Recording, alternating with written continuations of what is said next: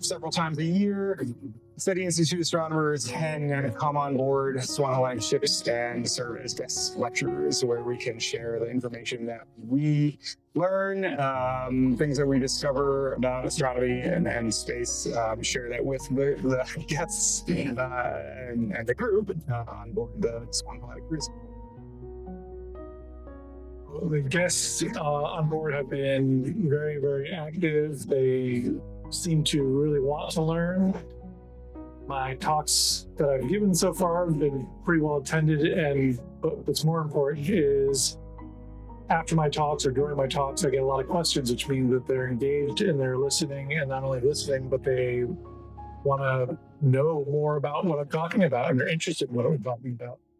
The stargazing opportunities during the evenings has been helpful for that. So even though we didn't have a chance to do stargazing from on the land, having the opportunity to do it from the ship, I think that's been great to actually show people things on the sky rather than, giving lectures and having people listen to what we're saying is great, but being able to show them things on the sky is even better.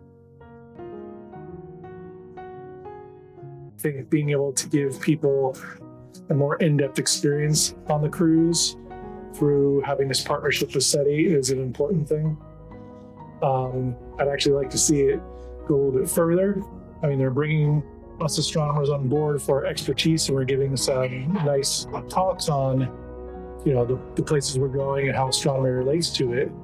But in the future, it'd be great if part of the adventure would be going to visiting the observatories, because there's a lot of that infrastructure in Chile, and I think the people on board would be very, very interested in touring some of the premier facilities in the world in astronomy. I think more opportunities to engage with people who are particularly interested in doing these maybe science-oriented expedition cruises. It's a good opportunity. I think we should keep doing it.